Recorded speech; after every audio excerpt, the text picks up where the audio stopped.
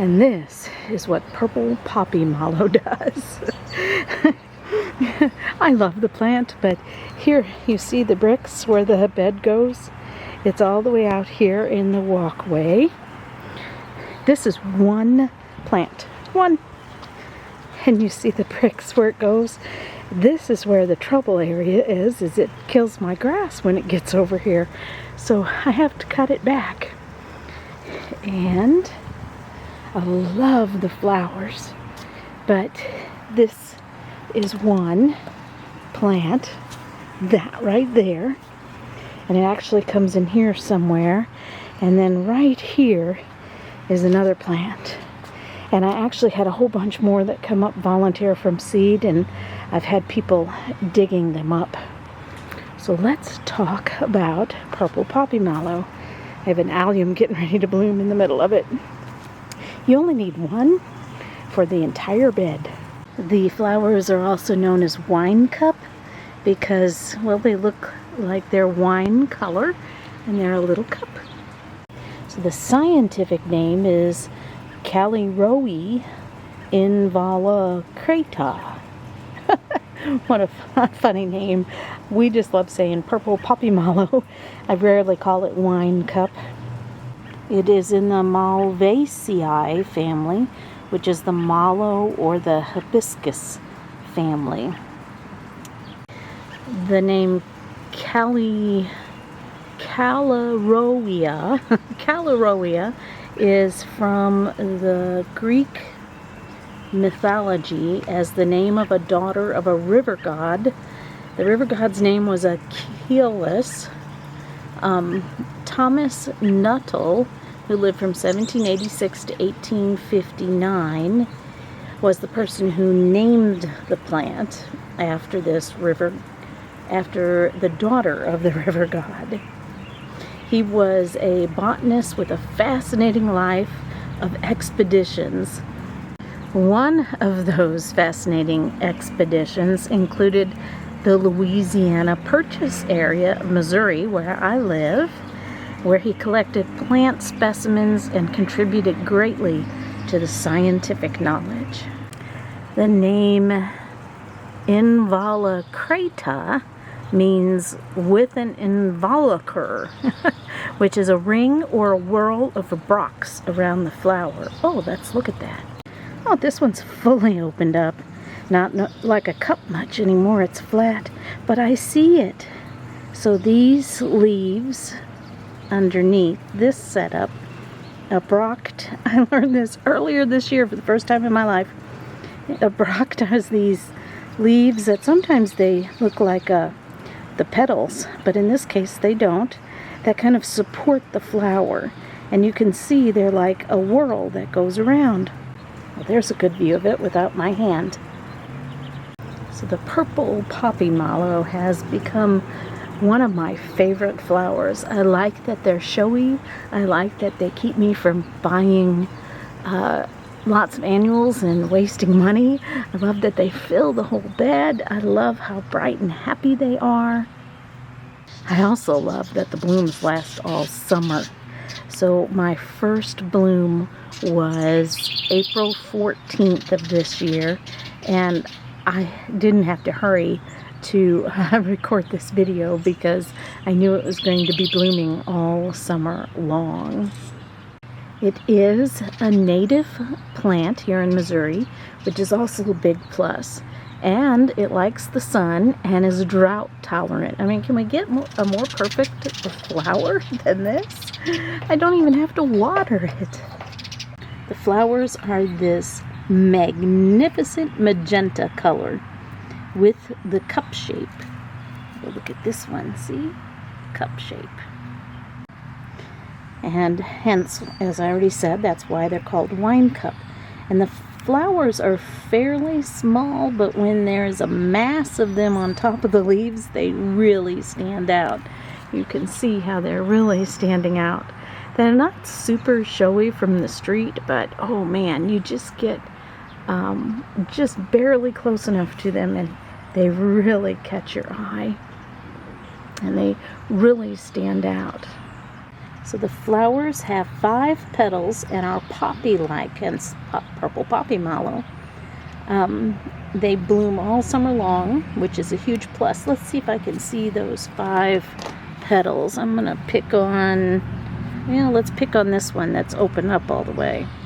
1, 2, 3, 4, 5. So they're there. There are 5 petals, but they do all come together, so you almost can't tell, especially when they haven't opened up all the way, like this one here. They just all go together like one. Aren't they beautiful? So for me, the leaves are highly recognizable also when they are new growth popping up. I can distinguish them. Sometimes I can't tell, like a snapdragon, whether that's a seed or a weed, but this I can definitely tell. The leaves are palmately and deeply lobed. So palmately means they all come from a center here, like the palm of my hand, and the leaves come out. So you have one here, and one here, and I guess one here. There's 4 of them across from each other, and you see the deep lobes in them. It's kind of deeply scalloped around the edges. Now this is my best plant, and I have another video, a short one, that teaches about sleep, creep, and leap. And I can never remember that for the life of me until I look it up. But this one is definitely leaping. So these plants, like the people who took the ones that were babies this year, they'll sleep. They'll put them in their beds and they'll just take up a little bit of space. And the next year, the second year, they'll creep. They'll start making their way a little bit more across the bed. And then the third year, they'll leap like this one did. Or that one. That one's leaping too. I think that's maybe its 3rd year. This is much more than that, like maybe a 5th year. So patience really pays off with this plant. The deer and the rabbit have eaten on mine, but I don't get deer here very often, but I have seen them on my cameras eating them. So that could be a huge problem for some people. In the backyard, I have rabbits sometimes sneak in there and eat them. I don't get rabbits back there all the time, but I have had to take those plastic trash cans, they're wire trash cans from the dollar store, and plop them over them in the early spring. I've also used this deer away or rabbit away, whatever it's called, and I sprayed it on it, and that works too if you're having a problem. But every time it rains, you got to respray that. I have planted another variety. It's a Callirhoe bushy. That's the scientific name. But I didn't like it long enough to keep it. It kind of disappeared, and I was okay with that. The roots are edible, and the Native Americans and early American travelers ate them. So we talked about the botanist that came in during the Louisiana Purchase time and studied them. I'm sure he ate them. They were also used by Native Americans to make a pain reliever. So this baby one is its 1st year, and it's sleeping. And this one here, 2nd year creeping. But you see, it still has flowers on it. And again, this one we were looking at, you see how massive it is. So from here to here or so is the first one, maybe a little bit more, and the second one's right there.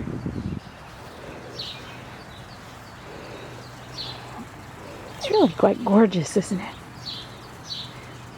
I love it. So in the backyard, I have some more. This one, I can't remember if this is 2nd or 3rd year. I think 2nd, so it's creeping still. But look how far it's going in the bed. It's just getting going, blooming. And in the backyard beds, I have another one creeping.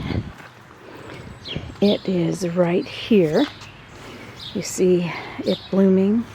The center of it is about right here, so it's gone that far and this far, and by next year this entire bed will be filled. So I have a few impatient annuals in here that aren't blooming yet, and I have another one right here, which I think it's also its second year, and I had to put a basket over both of these to protect them this year. Now I will cut them all the way back, like they'll be to the ground for the winter. You won't see any of it there. And I'll have a little flag marking it. And then in the spring, it literally grows as big as that one in the front yard from nothing. I have another one back here. I planted it this first year. So this one back here is doing really well, but it's sleeping. You see it right there. I had one here before and the rabbits ate it. All gone. So I transplanted this one last year from the front yard, but the one I had years ago, literally, this is a huge bed, literally took up the whole bed from here all the way over to here.